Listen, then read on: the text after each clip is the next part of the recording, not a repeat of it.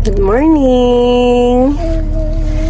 Yeah, so today is Friday, February 27. At last day na nila Bonchi at Erin sa Node.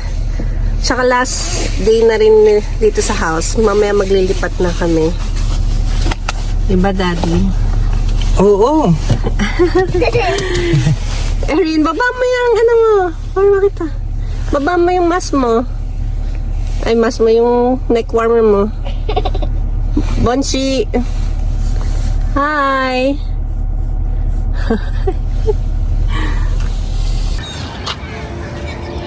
Yeah, last day nila sa school. These are their last day.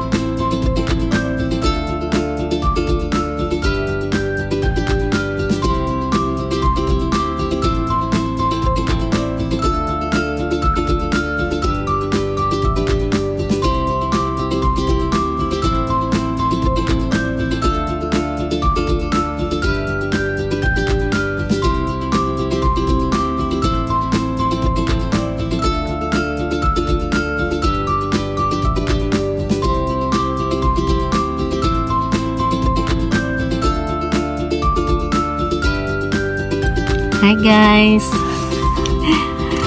So, today is Friday. So, naglipat na kami ng bahay. Lipat bahay. Kumuha kami ng movers. So, yung movers na kinuha namin, yung Uncle Sim movers. So, nakita ko lang siya sa FB, sa mga page ng Filipino community. So, parang sa Filipino London community page namin nakita. Tapos, yun. Ang usapan ng lipatan namin, 9:30 AM. Kasi nga, pumasok pa sa school yung mga bata. Last day nila sa school. So, kaya 9:30. Pero maaga sila dumating. 9:20 pa lang nandun na sila. Tapos, ayun, may truck ng kasama. Tas dalawa sila. Tas mabilis silang kumilos. Tas binalutan pa nila yung mga furnitures. So, parang natapos kami 1:30. Nakapaglipat lahat-lahat sa bagong bahay ng 1:30. So, parang 4 hours. 10, 11, 12, 1. Mga 4 hours. 4 hours kaming naglipat. Ayun, mabilis lang. Hassle-free. Diba, Daddy? Hassle-free siya kasi yung pagbubuhat. Kami ngayon ang na-stress kasi ang daming cabinet. hindi namin alam kung saan ilalagay sa dami ng cabinet namin. Baka siguro ibenta ko na lang yung ibang cabinet doon, Daddy, no? I-post ko sa Facebook Market if ever. Kasi